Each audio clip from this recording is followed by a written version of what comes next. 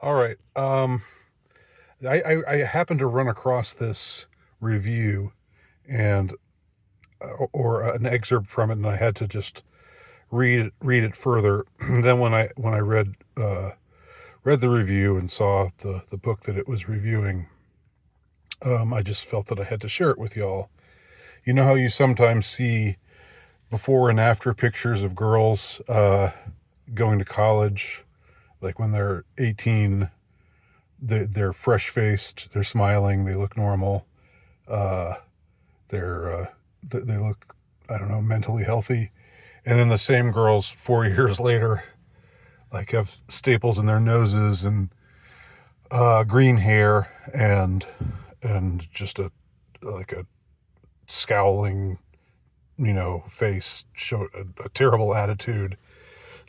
Well, it's it's a whole bunch of different things that has that kind of effect on young women. It's propaganda generally. Um, it's the culture, which is laced with propaganda. So there's no easy answer as to why this happens. I'm not saying it happens in all cases, but there is there is a tendency for younger girls, I should say, girls and young women from 18 to 25 or so, getting radicalized in some of the worst and most loathsome and most disagreeable sorts of ways today. All the attention is on the boys, with listening to their red pill content, and that's what they're making Netflix movies about. But nobody's addressing the girls, who are going down their own radicalization path. So this is a review of a book in NPR. Yes, National Public Radio. I've said before, this is just an aside, but every time I listen to NPR, I hear one of the commenters, just there's a certain voice that they use on NPR. Every time I hear that voice, I want to punch somebody in the face. It just has that effect on me. So I don't listen to NPR because I don't like to feel that way. So this is a review of a book called The Stalker. The Stalker is one of the most appalling characters in recent American fiction. So this is like the new Patrick Bateman or something? No, not exactly. Robert Dowdy Seville never gets tired of winning. When the reader of Paula Boehmer's shocking new novel, The Stalker, first meets Dowdy, he's a high school student sitting in a Waterton, Connecticut diner with two of his friends. The three have driven to the town from their homes in wealthy Darien. They did this to feel adventurous, to be in another world, a lowly world, a world of people with bad jobs and cheap clothes. Dowdy resolves to have sex with a waitress named Beta? Doesn't matter. Before returning home to watch Wheel of Fortune with his mother. Yeah, that's what guys are all about. That's what young guys love to do.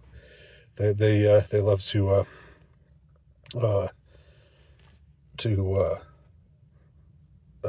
seduce a waitress on the bad part of town before going home and watching Wheel of Fortune with their mothers. That's young men all over. He liked winning, Boehmer writes. He loathed losing. It wasn't something he could accept at all, so he didn't. Dowdy is in fact a loser. All lies, entitlement, and self-delusion. In terms of humanity, he's one of the most appalling characters in recent American fiction. And that's the point of Boehmer's dizzying book. God, this is just like, this is such a kiss-ass review. It's kind of appalling in and of itself. A fascinating look at an absurdly stupid young man in the early 1990s who manages to sustain himself despite having no evidence of a soul. Dowdy later returns to Watertown and has a sexual adventure with Beata that turns non-consensual. Of course. Rape! The encounter is the result of Dowdy's misogyny, which he comes by honestly. Beata, his bird. His father used to refer to women as birds. Birds had amazing brains. Even though their brains were small, and regardless of their brains, there was something to be caught and put in a cage. Dowdy admires his father, a once rich man who has lost most of his money. And when the man dies while Dowdy is in college in Boston, he is too ignorant to understand he will inherit nothing but a few $100s. Nevertheless, he drops out of college and moves to New York with just over $300 and some cocaine he stole from his roommate. It's just like, this doesn't sound like a character. This just sounds like, I'm going to put everything I hate in a person and make him a character in my book so I can express my hatred of men. That's what this is reading like. I mean, admittedly, it's just a review. I haven't read the book, but that's how it's coming across to me. He reconnects with Beata, who's working as a bartender while going to nursing school, and is initially not happy to see him. Well, because he raped her, right? But then she comes around. Okay. She's initially not happy to see him, but then changes her mind, I guess. He also meets Sophia, a book editor, at a bar. He tells both women he is working in real estate. He is not. Anyone working was already losing, he muses early in the book. All right, so instead, he spends his days walking around the city, doing drugs and taking over Beata's and Sophia's apartments. I guess they're letting him take over their apartments, aren't they? These two girls are letting this guy who the author is calling a loser and a misogynist and a hateful, awful person. He's taking over their apartments because these girls are letting him in to their apartments, including the girl that he apparently raped. He is a stunning failure of a person. Okay. Anyway, let's just pile on the what's the word? Obliquely. I can't. Maybe I should think of a better word when I can't, or think of a word that actually comes to mind. Let's just pile on the abuse. He's mired in self-delusion, which becomes even more pronounced when he discovers a new drug. He had never smoked crack. It was amazing. Way more fun than snorting cocaine. Everything great about Dowdy became greater. His mind, his powers, his hair, his future, his plans. He had the best plans. Anything he planned was the best plan. All right. God. Both Beata and Sophia know there's something wrong with Dowdy, yet they're still having sex with him. Doesn't let either of them see his home or office, neither of which exist. He treats them beyond terribly, but they find it difficult to get him to leave because of his occasional love bombing. Okay, so no responsibility here to these girls who are letting this creepy guy, become a part of their lives. Because of the occasional love bombing and his pure insistence and, above all, entitlement.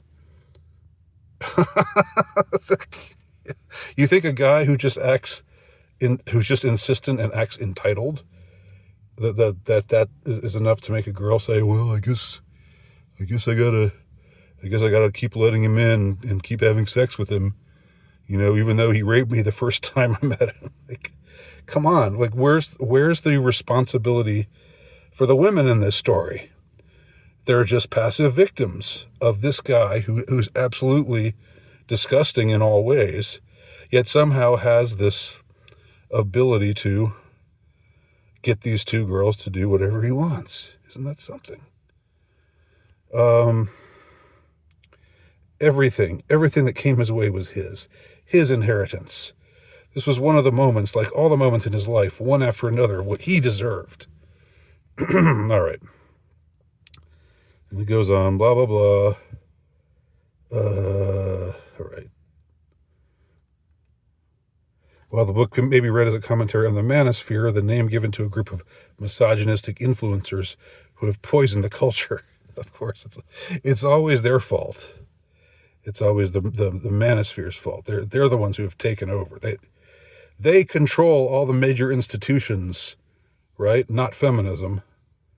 It's those manosphere guys that are running the world, and women are just passive victims of them, of their manipulations. The setting makes it clear that this particular brand of toxic masculinity is far from a new thing. All right. Whoo, boy. So that's this book. This book, The Stalker, by Paula Boehmer. So, it's like I was saying before, that girls, get radicalized in college and become angry, hateful, man-hating, destructive, resentful, etc., and so on. And part of the reason why is the men that they let in their lives, the men who are desirable to them. And this book, even though it doesn't market itself this way, it doesn't talk about itself this way, what it's really about is one of these guys who is maybe good looking, maybe charming, whatever. He has this kind of power to get them to see him as somebody who's desirable, and he therefore, messes with, just takes what he wants, and they're helpless to fight against it. And then eventually they come to resent him for doing these things to them. And then instead of saying to themselves, I was really foolish to let this person into my life, there are lots of other men out there who don't behave this way. Instead of doing that, they say, this is just a man being a man. It's the way men are. It's the patriarchy. Ah! And then you have, that's how the propaganda works. So NPR, of course, one of the worst of many bad media organs. And it's what makes it the worst probably is that it's publicly funded. It's shilling for this book, which sounds like a doozy of a book. I mean, everything is there. It's you want to make a fresh-faced, innocent, normal-looking girl into an angry, hateful, misandrist monster with, again, 12 piercings all over her face and purple hair and what have you. This book isn't going to do the whole trick, but reading this book will have the effect of getting these girls to say, yeah, I've had boyfriends like that. I've had boyfriends who treated me that way. And then the question, they're not supposed to ask the question, why did I let this person into my life? What does that say about me? How can I change? Maybe I should give other guys who aren't, sociopathic manipulators a chance. Instead, it's not my fault. I'm a victim here, and men everywhere are like this man, are like the man being profiled in this story. So there you have it.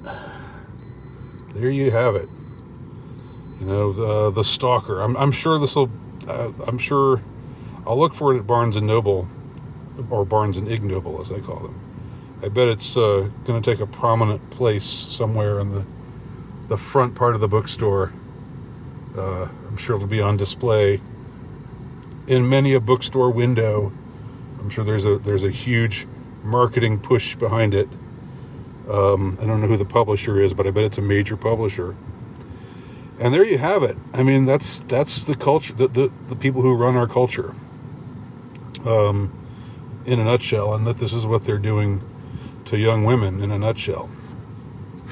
Just wanted to share that with you.